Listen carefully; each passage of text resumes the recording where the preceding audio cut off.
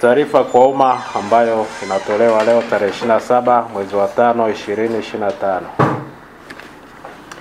TAKUKURU yaokoa magunia yaliyotumika au maarufu kwa jina la majafafa 2681 yenye thamani ya shilingi bilioni 1.4 na kuyarudisha kwa wananchi.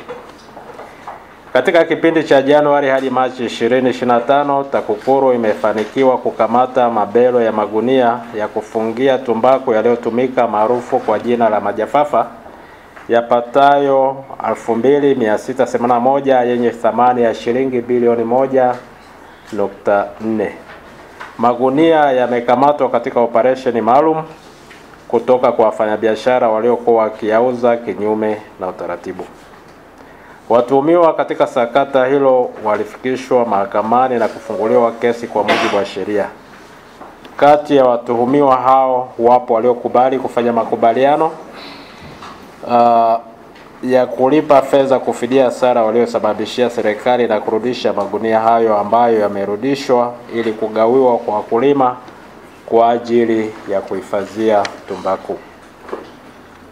Kwa kushirikiana na ofisi ya mkuu wa mkoa wa Tabora, ofisi ya mkuu wa polisi Tabora na ofisi ya mwendesha mashtaka wa taifa mkoa wa Tabora, jumla washtakiwa 7 walifikishwa mahakamani na kuokoa shilingi milioni 2 kwa utaratibu wa plea bargain. TAKUKURU imefanikiwa kurejesha kwa magunia 1315 ya tumbaku yaliyotumika kati ya 2681 yaliyokamatwa. Magunia hayo yamerejeshwa kwa wakulima kupitia vyama vya msingi vya Moluku, Mkombozi, Bukemba, Ikobelo na Kasisi. Wakati taratibu za ufuatiliaji zinaendelea kuhakikisha magunia yaliyosalia yanarudi kwa wakulima kupitia vyama vya msingi kama utaratibu unavyoelekeza. Uzuiaji rushwa. Tumefuatilia utekelezaji wa miradi 18 ya maendeleo yenye thamani ya shilingi bilioni 45,953 milioni 955,952 na senti 57.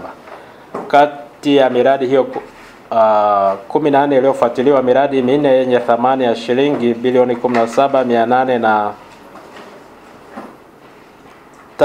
milioni 893,608 na senti 15 ilikutwa na mapungufu mbalimbali ambayo tumetolea maelekezo namna gani ya kufanya masahihisho au kurekebisha kasoro hizo zilizobainika.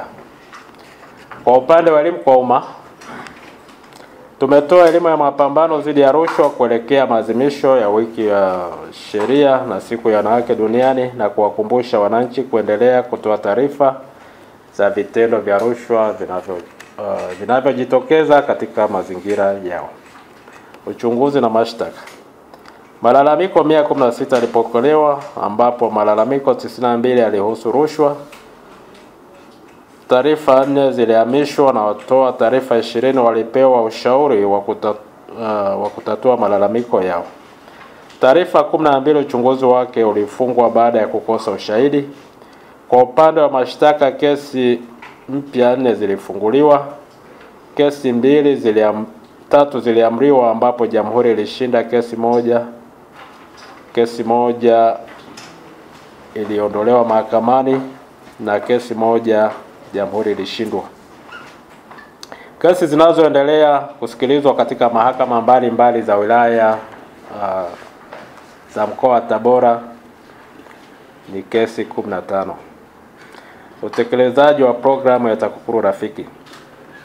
Tumefanya vikao katika kata 18 ambavyo jumla ya kero 215 ziliibuliwa na kero 194 sawa na 79% zimetatuliwa. Aidha, vikao 7 vilifanyika katika kata mbalimbali ili kupeleka mrejesho wa utatuzi wa kero zilizoibuliwa katika vikao hivyo. Baadhi ya kero zilihusu sekta ya afya, miundombinu au barabara, ulinzi na usalama, kilimo, nishati na elimu.